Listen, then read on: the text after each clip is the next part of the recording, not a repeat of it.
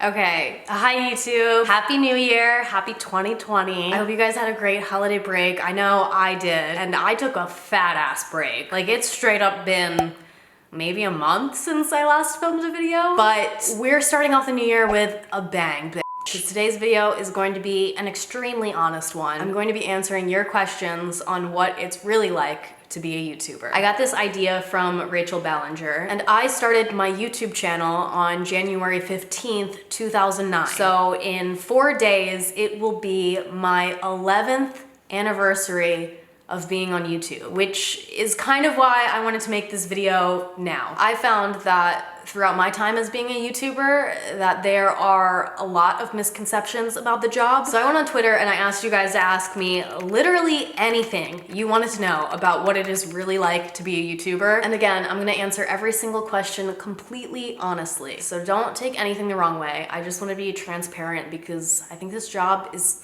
amazing. And I think it's something that anyone can do, truly, if they really put their mind to it and put in a lot of hard work, a lot of time. It's possible. So I just wanna share what it's really like. Where did you think your YouTube career was going when you first started? Nowhere. I was 12 years old, which was against YouTube's policy. I was not thinking about my career. I had no idea that YouTube could be my career. It truly, for me, was something that I started doing because it was something I enjoyed doing. How do you think it's impacted your growth from child to adult? I've been watching since I was 10. I think YouTube has had an insane impact on how I have grown up. I mean, putting yourself on the internet at the age of 12 it's kind of scary. And I really started to take off in terms of popularity around the ages of 13 or 14. So if you think about it, I've essentially lived my life from the age 13, 14 until now, I'm 23, in front of a bunch of strangers. I think I have developed a lot of anxiety from doing that. I've realized the way that I think about things is kind of like, how would other people think about this? If I'm going to say or do this thing, what are all of the possible things someone else could say about what I'm doing? It's also made me confused about who I am, to be quite brutally honest. It's really weird coming of age in front of a bunch of people who all have their own ideas or opinions of who you are as a person while you're trying to figure that out yourself. I mean, I don't mean to get this deep this early on into this video. How do you exactly get paid? I mean, do you get paid on how many views / likes are in each video? What's the ratio? Like, how does it work? You get paid per view. Basically, there's a thing called CPM, which means how much money you get per 1,000 views. A CPM can be anywhere from $2 per 1,000 views to $20 per 1,000 views, maybe even $30 per 1,000 views. That's a crazy CPM though. And what determines how high or low your CPM is a lot. For example, if you're with a network, you will get a higher CPM. I'm personally with a network. I get a higher CPM. If you're a larger YouTuber, if you have more subscribers, you will probably get a higher CPM. YouTubers who make content that is deemed inappropriate for YouTube will probably have a lower CPM. Also, what month it is determines how high your CPM is. If it's December, you will probably have a higher CPM because that's a period of time where people are trying to sell things. January, probably a lower CPM. So yeah, it's really hard to tell. You genuinely never really know how much money you will make off of a video. So it's very unstable. But a lot of YouTubers will split up their revenue streams. They'll have multiple streams of revenue coming in. So sponsorship deals are another huge way that YouTubers make money. That's a huge source of income. Merchandise, podcast, Patreon. A lot of YouTubers venture outside of YouTube to do things. I'm a really great example of that, actually. I've pursued acting, voice acting, producing. I've written a book. So those are all different revenue streams. Do you earn enough to sustain a comfortable life? Yes, I live extremely comfortably. I mean, I just bought a house, so yes. How did Adpocalypse affect you, your channel, and your income? To be honest, it really didn't affect me. I've definitely had a fair share of videos be demonetized that don't really deserve to be demonetized, but with the way I just described earning money on YouTube, you can't really expect anything. So having one video demonetized every 8 videos, which is probably more frequently than it even does happen, is not that big of a deal. Biggest thing you had to give up? Privacy. I have no privacy. I have no privacy. But you know what?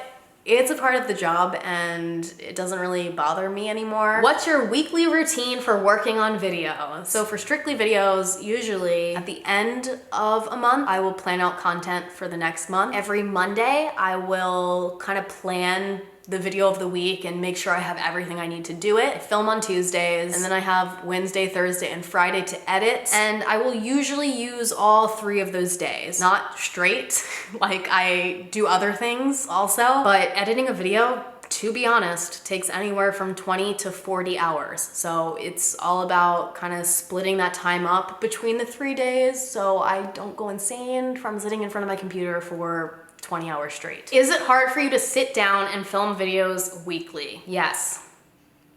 Yes, it can be hard. Sometimes it can be really, really easy. Like sometimes I'm really in the flow of things and I'm having a great time, but other times I'm just not. It's different from other jobs where you don't really have that separation. It's not like I can go into an office and check into my job and check out of my life. It's very one and the same. Do you have a manager or do you manage everything by yourself? Yes, I have a manager. I actually have a whole team of people. I have a manager, I have an agent, I have multiple agents depending on what I'm doing.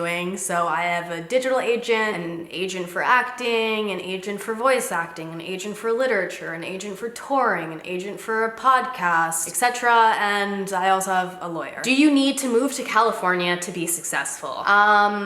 It depends. If you just want to be a YouTuber, no. I think you can genuinely live anywhere in the world and be a YouTuber. But if you want to pursue things outside of YouTube that have to do with the entertainment industry, like I do, then yeah, I'd say that you probably do have to move to LA eventually if you really want to do that. Do you feel famous / like a celebrity, or are things mostly normal? I'd say I feel internet famous because I definitely do not feel like a celebrity. I can leave my house and do things, but I definitely will be recognized most of the time when I do things. Not to a point where it's overwhelming or impossible to go and do things at all, but definitely where I can expect it to happen.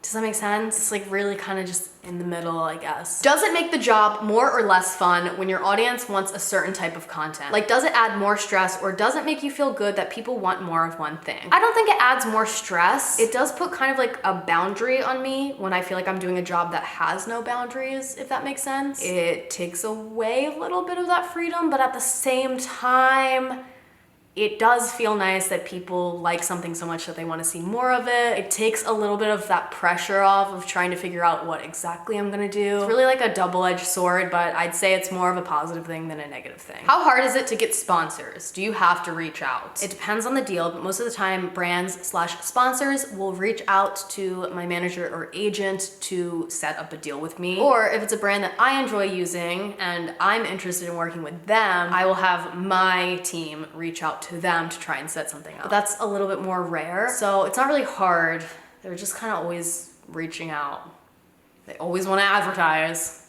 Do you really use or like the sponsorships products? Yes. I always like and or use what I am promoting. If I am not using something I'm promoting it because I genuinely like it and I think it would be useful for someone else who watches me. I think it falls into my brand and it would be helpful for my audience. Do YouTubers have paydays like any other job, or how does that work? For YouTube itself, like ad revenue from views on your videos, there's typically a payday. It's usually at the beginning of each month for the previous month. Same with merchandise. For sponsorships, you usually end up getting paid for those about a month or 2 months after the deal is complete. So money is kind of just coming in at all times and randomly. You really kind of have to be on top of it to make sure that you're getting paid the right amount and that you're getting paid, period. Does your schedule affect your family relationships even though it is technically your self-made schedule? Yes. I would describe myself as a workaholic. I definitely prioritize getting work done over legitimately anything else in my life, including taking care of myself sometimes. There are a lot of Friday nights where I don't go out because I'm finishing up stuff for my video on Saturday because other stuff popped up during the week and I couldn't finish it in time. And I don't know, I just kind of It's just my life. How does doing a collab with other YouTubers work? Is it just texting each other if they want to make a video together? Does your manager set your collabs? Is the amount of money you earn affected when you guys collab? Doing a collab with another YouTuber is literally just texting them and asking them if they want to film a video. I've had situations where managers or agents will like set up collabs or ask me for another person if we could collab, but usually those never happen. I don't really like doing collabs unless I'm genuinely really good friends with the person, because I feel like that's when the content is really good. Otherwise, it's kind of just about mixing your audiences, which is a smart business move for sure, but I don't know, I just feel like the videos don't really come out as well. I've never really heard of or known of YouTubers who split the money for collabs. It's kind of just like whatever money I make off of the video on my channel, I get,